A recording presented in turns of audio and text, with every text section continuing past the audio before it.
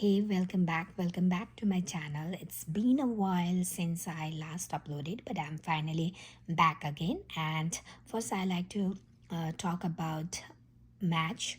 So if you didn't match this year, don't stress out. This is not the end. It's just part and parcel of life. It's just part of the journey, and we are going to come back stronger and absolutely excel next year. So with that note, let's dive into one of the most high yield and commonly tested topics in psychiatry for an exam, and that is antipsychotics. Okay, so antipsychotics are primarily used to treat schizophrenia, bipolar disorder, acute psychosis, and their main mechanism is dopamine D2 receptor blockade. Okay, their main mechanism is the blockade of D2 receptor. Okay, and this is very important for exams. There are different dopamine pathways. Okay, there are 4 different dopamine pathways, and we need to learn about it. These are the most high yield, okay, dopamine pathways, and different dopamine pathways explain both the effects as well as side effects of these antipsychotics. Okay, so let's talk first about the mesolimbic pathway. It, like, blocking dopamine here actually improves the positive symptoms. Okay, blocking here improves the positive symptoms like hallucinations and delusions. Okay, whereas the mesocortical pathway, dopamine blockade here can actually worsen the negative symptoms like flat effect and cognitive deficits. Okay, so blocking here actually improves the positive symptoms, whereas mesocortical blocking here actually worsen the negative symptoms like flat effect, anhedonia, and so on. Okay, now this, the third one is negrostriatal pathway, which is very high yield because the most commonly tested antipsychotic this side effect, the extrapyramidal symptom, is from the blockade of the nigrostriatal pathway. Okay, so here we'll always get extrapyramidal symptoms. Okay, dopamine blockade here leads to movement disorders like acute dystonia, akathisia, parkinsonism, and tardive dyskinesia, which we will talk about it later shortly. Okay, and the fourth one is the tuberoinfundibular pathway. Okay, and dopamine normally inhibits prolactin. Okay, the normal function of dopamine is to inhibit prolactin. Okay, but when you block dopamine, the antipsychotics are D2 receptor blockade. Okay, so when you block the tuberoinfundibular pathway, what you are actually doing is you are blocking that inhibition of prolactin that results in hyperprolactinemia, like the results that results in like galacturia, amenorrhea, gynecomastia, and so on. Okay, so this is mostly, I'll talk about it shortly, but since I've already talked about tuberoinfundibular pathway, this is mostly the side effects of risperidone. Okay, this is very high yield, and we need to be familiar with this thing. Okay, risperidone has highest tuberoinfundibular like blockade, resulting in hyperprolactinemia. Okay, now the other one is, let's talk about, first we will talk about antipsychotics, the first generation and second generation. Okay, talking about first generation like haloperidol, flupinazine, their side effect is mostly extrapyramidal symptoms. Okay, the side effect is mostly extrapyramidal symptoms. Okay, whereas the second generations like clozapine, risperidone, olanzapine, quetiapine, their side effect is mostly metabolic. Okay, these are mostly metabolic. Okay, now first generation antipsychotics like haloperidol, flupinazine, they actually strongly block D2 receptors. Okay, they blocked D2 receptors, and these are effective for, if it is blocking D2 receptor, these are mostly effective for the positive symptoms, for decreasing the positive symptoms like hallucinations, delusions. Okay, so it is very effective for positive symptoms, but these are highly associated with extrapyramidal symptoms, and these are extremely high yield for step 3. Okay, so these extrapyramidal symptoms is resulted due to the dopamine blockade, and where in the nigrostriatal pathway. Okay, so the blockade is from the nigrostriatal pathway. There is a very easy mnemonic to learn the extrapyramidal symptoms, and that is the word adapt.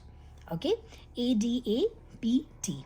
Okay, this is the adapt. So adapt, acute dystonia. AD stands for acute dystonia, A for akathisia, P for Parkinsonism, and T for tardive dyskinesia. Okay, now let's talk about acute dystonia. Okay, this occurs within hours to days. Okay, so these are the painful muscle spasm involving like neck, eyes, or jaw. I'll give an simple example. Suppose a young patient receives haloperidol in the emergency room. Okay, and within 6 hours, so within few hours, he develops neck stiffness, upward deviation of the eyes. That is acute dystonia. So in that cases, what we need to treat it by is from benztropine. Okay, we need to give benztropine as a treatment. Okay, or we can also give diphenhydramine. Okay, just remember benztropine. Okay, now the other one is like the akathisia is restlessness. Okay, so which occurs over days to weeks. Patient feel extremely restless and cannot sit still. That is akathisia. Okay, for example, a patient who started in fluphenazine, okay, a week ago, and now complains like I just can't sit still, I feel restless. That is akathisia, and the treatment of choice is here beta blocker. Okay, propranolol.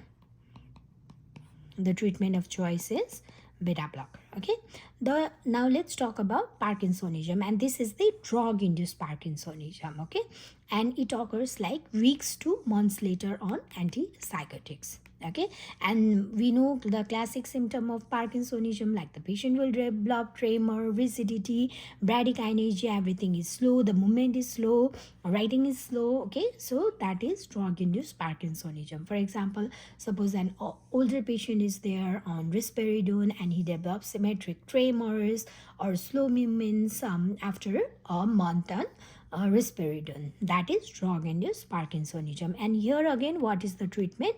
The treatment is benztropine. Okay, or we can also give D2 agonists like amantadine. Okay, so these are the drugs we need to give. Okay, now let's talk about tardive dyskinesia. Okay, tardive dyskinesia is the like it occurs months to years later on antipsychotics. Okay, and these are often irreversible. Okay, it presents like with lip smacking, tongue protrusion, and facial grimacing. Okay, suppose a patient is on haloperidol for like a year now and develops like all these symptoms like tongue protrusion, lip smacking, facial grimacing. That is tardive dyskinesia, and what we need to do is like we need to stop the medication and then we need to give treatment like BMAT2 inhibitors. Okay, BMAT2 inhibitors. So this is the treatment for this. Okay, these are like valbenazine. Okay, these are the treatment for this tardive dyskinesia. Okay, now let's talk about, we have already talked about first generation. I'm not going into detail on each drugs. Okay, I'm just talking about very high yield and most new topics on antipsychotics. Okay, so the first generation main symptom, like main side effect is extrapyramidal symptoms, adapt.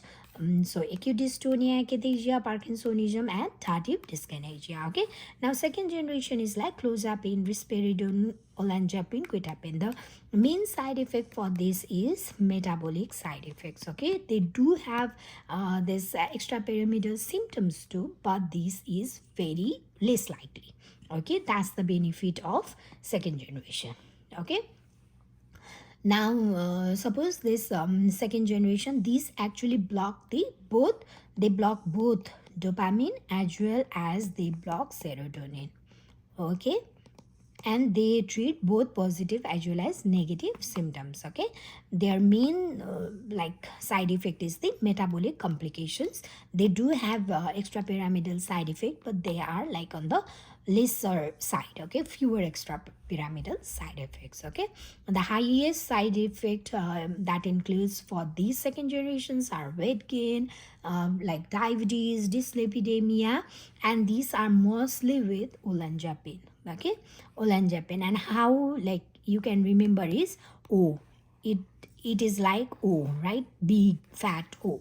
So you can think it results in metabolic symptoms. It can lead to weight gain and diabetes, big fat O. Okay. Now similarly, there is another drug that is clozapine. That clozapine is also associated with this weight gain, and but it has a very nice and very highly tested side effect, and that is this actually causes neutropenia, okay. So the main important thing for this clozapine is we need to monitor closely. What we need to monitor closely? This blood count, absolute neutrophil count, okay. Absolute neutrophil count we need to monitor closely in cases of clozapine. And most of us now we are aware about clozapine side effect with neutropenia. So nowadays we are also being tested for clozapine for the side effect of myocarditis, okay. So that should also be like very important, so that should also be kept in the back of your mind. Mm, and then let's talk about the other one is risperidone that I told about, the hyperprolactinemia, okay. Hyperprolactinemia, okay. The main side effect for the risperidone is hyperprolactinemia, okay. The one thing important about clozapine is it is mostly used for treatment resistant schizophrenia, okay. And the other one very high yield is it also has like it decreases the suicide rates, okay.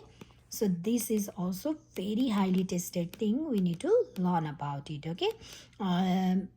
Talking about like agranulocytosis, we need to monitor the absolute neutrophil count, that is regularly, but it also has side effects regarding like it can cause seizures, it can cause myocarditis, and it can also cause significant weight gain, okay. Suppose like a classic scenario, we can talk about like a patient who fails on 2 antipsychotics. What will be the drug of choice? That will be clozapine, okay, because the two, if it is used for treatment resistance, should be started or should be monitored on, that will be ANC monitoring, that is absolute neutrophil count monitoring, or this CBC count. Closely we need to monitor the CBC, okay. Now there is a very high yield side effect, and that is one is neuroleptic malignant syndrome, okay. So there is one high yield side effect, that is neuroleptic malignant syndrome, and that is for all the antipsychotic drugs. And what happens is like suppose a person is an antipsychotic, now the person has high grade fever, the person has severe rigidity, the person has confusion in their lab, also there is elevated CK, creatinine kinase, there is autonomic instability. In this case, that is neuroleptic malignant syndrome. And the first important thing is we need to stop the drug, okay. Whatever drug we are using, we need to stop the drug, and we need to then give dantrolene, okay. This is very high yield, it's an emergency, so we need to first stop the drug, and then we need to give dantrolene, okay. So that's it for today. High yield, stable, and very important. I will see you in next video. Thank you so much. Persistence is the key, consistency is the key, so keep studying, keep learning, one step closer to your mass day. And thank you so much. Bye bye, take care and stay blessed.